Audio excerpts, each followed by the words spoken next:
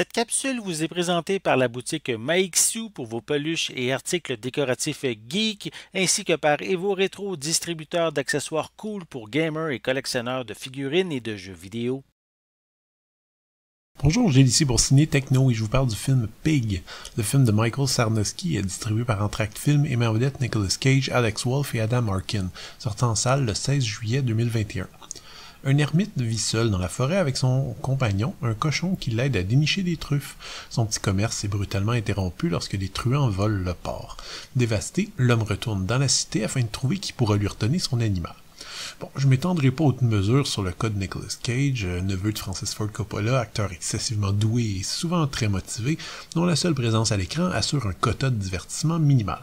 On suit sa carrière comme on suit un jeu de pinball, avec l'acteur qui peut enchaîner sans problème les pires séries Z et les films les plus respectables, avec quelquefois des séries Z respectables.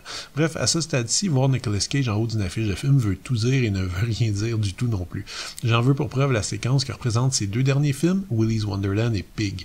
Le premier est un film d'horreur miteux à petit budget dans lequel Cage démolit des robots tueurs maléfiques. Le second, et donc le film qui nous intéresse aujourd'hui, est une méditation lente et artistique sur le deuil. Pig, premier film du prometteur Michael Sarnowski, part donc d'une prémisse qui va vous rappeler une certaine franchise récente. Un spécialiste de son domaine à la retraite qui voit disparaître son animal familier, forcé de sortir de son exil, il retrouve le milieu qu'il avait délaissé et affronte ses caïds. Vous pensez à John Wick? Eh bien, Pig est en fait John Wick si John Wick avait fait un autre métier que tueur à gages. Sauf qu'on est loin, très loin d'un film d'action. Cette prémisse de genre, basique, pas tout à fait crédible, sert donc de point de départ pour une réflexion amère sur l'existence suite à la tragédie, doublée d'un regard plutôt amusé sur l'industrie de la cuisine. Visuellement, Pig est terriblement sombre et ce dès les premières secondes, la mise en scène esthétique, posée, détendue, rappelle parfois les dilatations temporelles chères à Tarkovsky.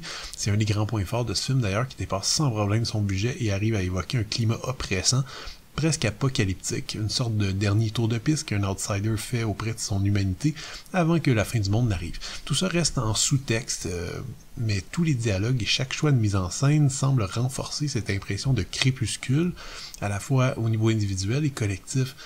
L'autre grand point fort, c'est évidemment la performance de Nicolas Cage, ici en très grande forme et aux surprises, en mode très intériorisé.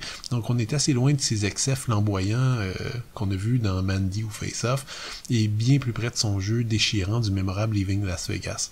Cela dit, Pig n'est pas parfait non plus, le scénario demeure une faiblesse à mon avis, avec des personnages qui sont pas toujours bien écrits, et une structure qui semble beaucoup trop liée à ses influences et donc qui ne réserve aucune vraie surprise. Certains rebondissements manquent cruellement de punch et d'autres idées se démarquent par leur absurdité. Et en fait, à un point tel que je me suis demandé beaucoup trop souvent si le réalisateur voulait traiter son film au premier ou au second degré, comme s'il voulait avoir le beurre et l'argent du beurre. Pris de façon séparée, ce scénario, à mon sens, ne fonctionne pas.